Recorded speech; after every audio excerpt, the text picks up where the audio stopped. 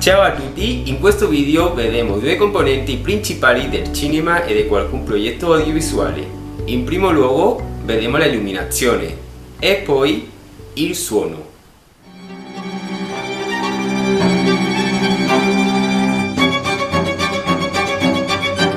La illuminazione è una parte essenziale dei progetti audiovisivi. Ha infinite tipologie e tecniche. In altre parole, non esiste una impostazione predefinita universale. È fondamentale per il cinema perché crea un'atmosfera e un senso significativo per il pubblico. La illuminazione indica allo spettatore dove guardare e può definire psicologicamente i personaggi. L'angolo con cui la luce cade sul soggetto gli dà forma all'interno dell'inquadratura. Una luce laterale dà profondità e consistenza al volto del personaggio,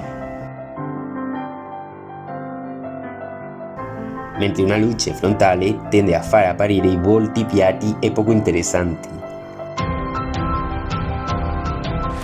Una luce focalizzata sullo sfondo lascerà il soggetto in silhouette.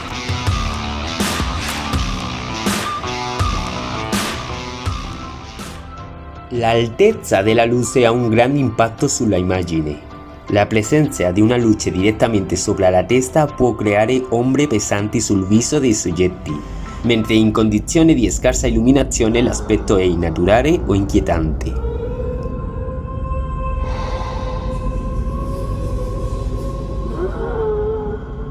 Sebbene, come ho detto, esistano infinite possibilità, nel tempo c'è un tipo che è diventato l'impostazione di base. La illuminazione di base ha tre punti: luce principale, controluce e luce del riempimento. La luce principale viene posizionata su un lato dell'attore per creare un'ombra sul volto del personaggio. La luce del riempimento viene aggiunta sul lato opposto per attenuare l'ombra. Infine, il controluce va dietro l'attore per evidenziare la sua figura dallo sfondo. Ma c'è una illuminazione naturale, quella del sole, gratuita, la più sempre, ma è molto variabile perché cambia ogni ora del giorno e dipende da vari fattori ambientali.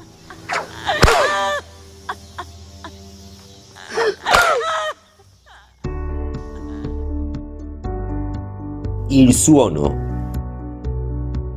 Nel 1926 l'attività dei fratelli Warner era prossima alla bancarotta. Avevano bisogno di qualcosa di nuovo per portare il pubblico a vedere i loro film. Fu così che il 6 di ottobre del 1927 furono pronunciate le prime parole della storia del cinema.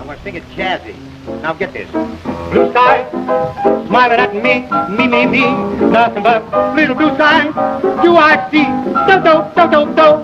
Bluebird singing a song, nothing but little bluebird all day long. You like that slapping business? Questo riuscì a salvare la Warner dalla bancarotta e a cambiare il cinema per sempre, anche se molti registi dell'epoca, come Charles Chaplin, si opposero.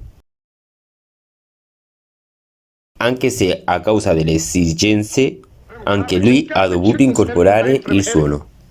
Herring and garbage. His Excellency recalls the struggles of his early days, shared by his two loyal comrades. Das Süd und der Stretz.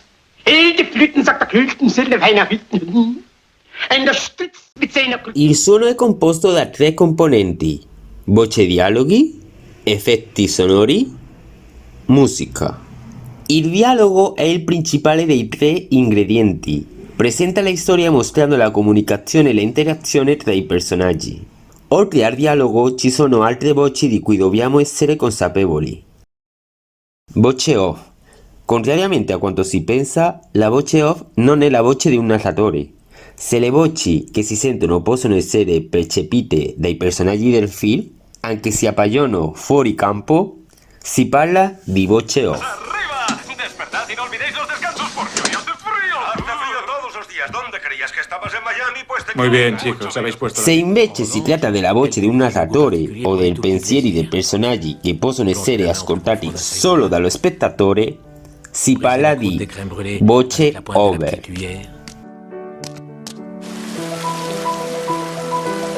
et faire des ricochets sur le canal Saint-Martin. Poi ci sono gli effetti sonori.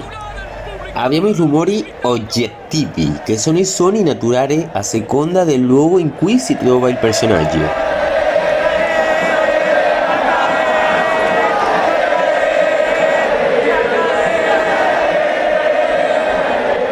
I rumori soggettivi saranno come i precedenti, ma amplificati artificialmente per creare una sensazione per lo spettatore.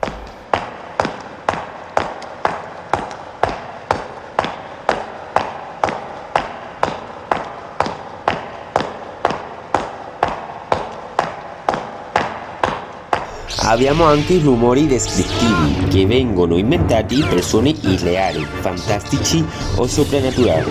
Nel film di Star Wars se ne vedono molti, tra cui la lingua Chewbacca, inventata a partire dal verso di diversi animali. Infine arriviamo alla musica di sottofondo. È responsabile di fornire l'aspetto emotivo del sound design. Possono essere usati per identificare un personaggio,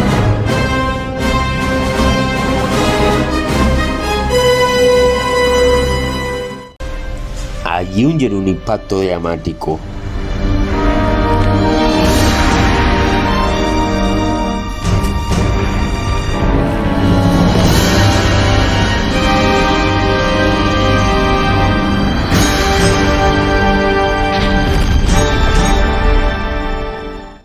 Aumentare la tensione.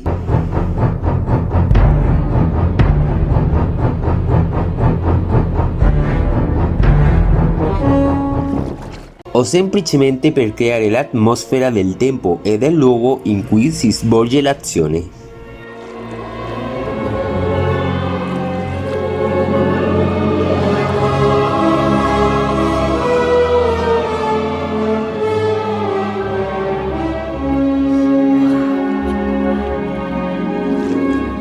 Questo è tutto, quindi vi saluto a tutti e spero che è stato un aiuto questo video per sapere qualche informazione principale del suono e dell'illuminazione. Grazie.